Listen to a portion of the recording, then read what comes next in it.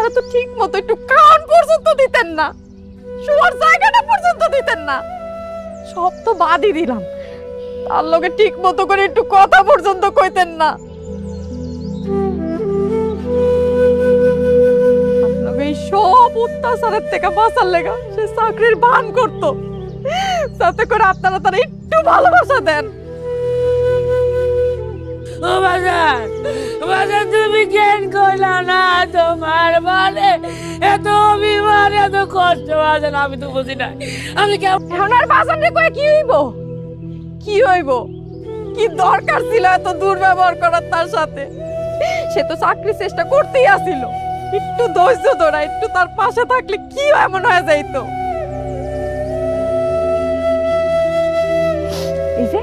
এই যে দেখেন, ভালো করে দেখেন, সত্যি সত্যি তার চাকরি হয়ে গেছিল।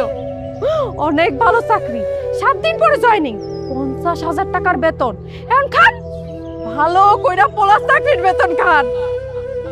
আপনাকে এই অত্যাচারের কারণে সে আজকে অটো রিক্সা চালাইতে গেছিল, আর আজকে তার এই পরিণতি।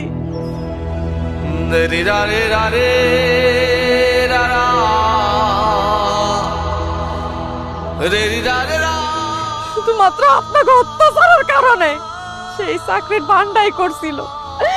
আজ যদি সে অটো রিক্সা না চালাইতো, তাহলে আজকে এমন অবস্থা হইতো না। আরে বেকার ছেলেগো মনটা তো এমনিতেই অস্বস্তিতে থাকে, এরা তো এমনিতেই মাথা নিচু করে থাকে। এই সময় তা করে দূরে না ঠেলা দিয়া যদি পাশে থাকতেন, তাহলে কি আজকে এমন অবস্থা হইতো? আপনারা হইছেন আরিফের খুনি, আপনারা সবাই মিলে আরিফরে খুন করছেন। খুন করছি, আমি খুন করছি আমার বলারে, আমি খুন করছি। আমার জন্য শাস্তি দাও, আমার শাস্তি দাও।